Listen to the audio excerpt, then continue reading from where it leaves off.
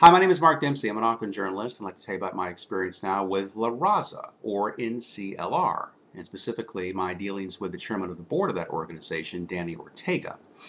Now, Raza bills itself as the nation's largest civil rights organization for Latinos. And they say right on their website, and I'll read it right here, it says they work to improve the opportunities for Hispanic Americans. Well, I was just thinking now, that's a pretty good thing to do because many Hispanics need help.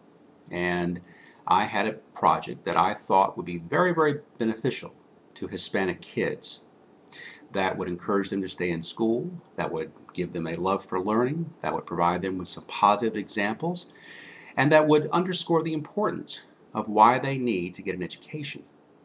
Now, why is that so important? Because you see, in the Hispanic community, 50% of Hispanic kids drop out of high school every single year. And of those kids who do drop out of high school, only 1 in 10 get a GED. And with those type figures, the Hispanic community isn't going to do very well in the future because you see, no one's going to hire them because they don't have an education. And that's why it's very, very important.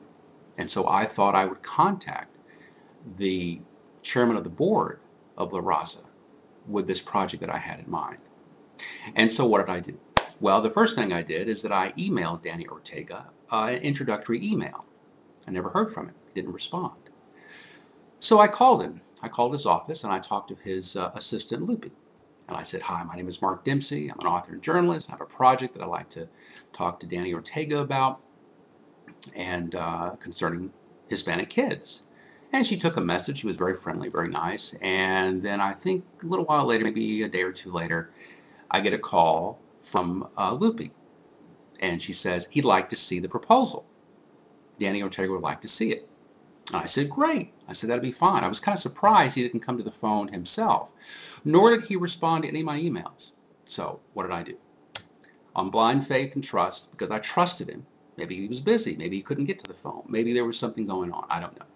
But I thought the project was so important that I decided to send it to him personally. And that's exactly what I did. And I spent hours on it. And this project was for the financial benefit of Raza. It would have generated millions of dollars for them. And it would have helped a lot of Hispanic kids to stay in school and to learn and to read. After all, I thought that was the business of Raza. That's what they say on their website. The #1 civil right for the 21st century is education. And that's what I wanted to do for Hispanic kids. And I thought that Danny Ortega would respond to that. He never did. He never did. I never got a response to any follow-up email that I sent him. I called him. I let him know via email that I did call him. He never responded. I never heard from him. And I spent hours and hours and hours on that proposal for the benefit of NCLR. He's the chairman of the board. I heard from the guy.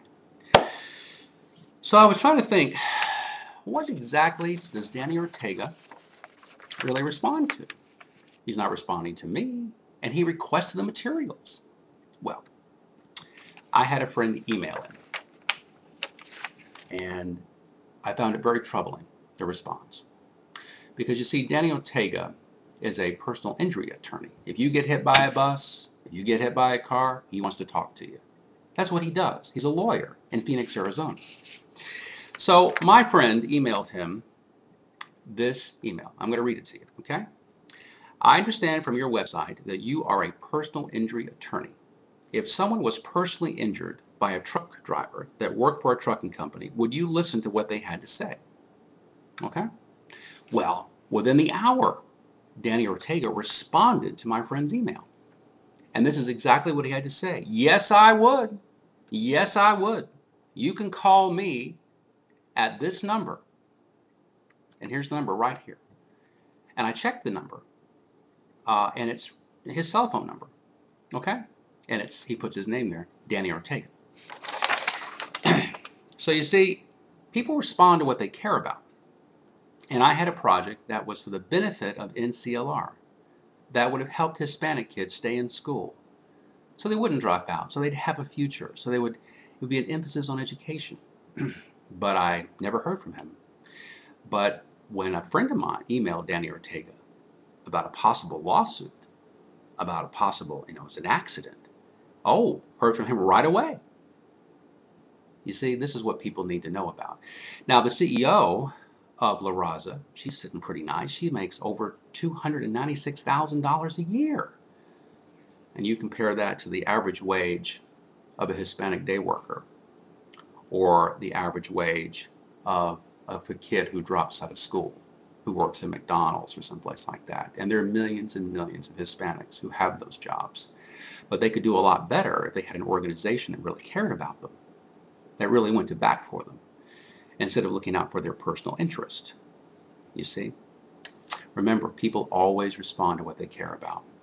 And the words that I associate with Danny Ortega are uncaring, unfeeling, discourteous, rude, unprofessional. You see, he could care less about my project. He was just curious. That's why he wanted to see it. So you see, why am I doing this video? Is it because I wake up every morning hating Danny Ortega? Is this some vindictive rage that I have in mind? No. No, that's not what it's all about.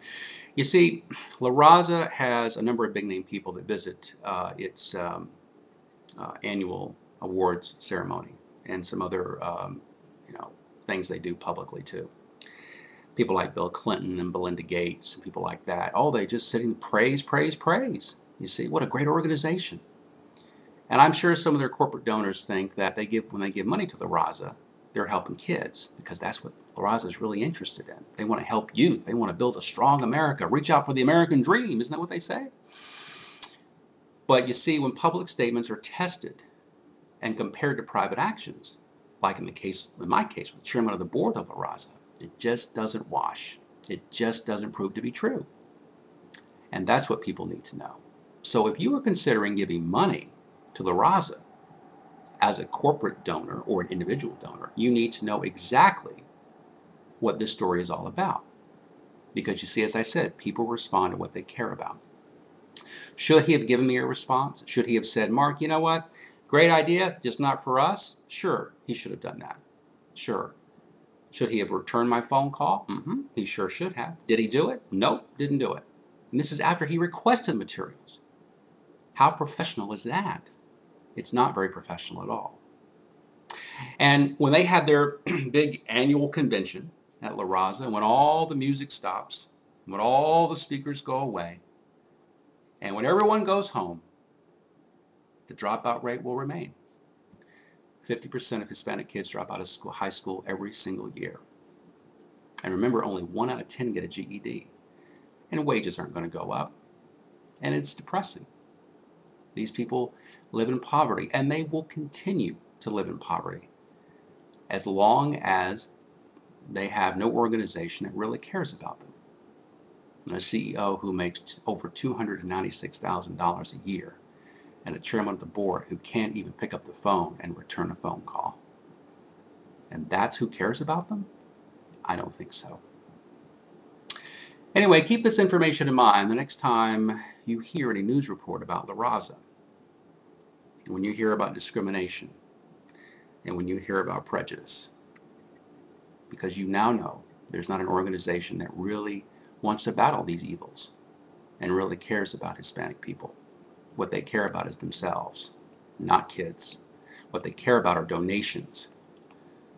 That's what they care about, and their personal interest. And how sad is that? Because Hispanic kids need better. They deserve better, and I'm sure they want better. But unfortunately, they're not getting it from the chairman of the board of La Raza, Danny Ortega. My name is Mark Dempsey. I'm an author and journalist, and you are welcome to contact me directly if you like. My email address is markd112@yahoo.com, markd112@yahoo.com, and thanks so much for listening.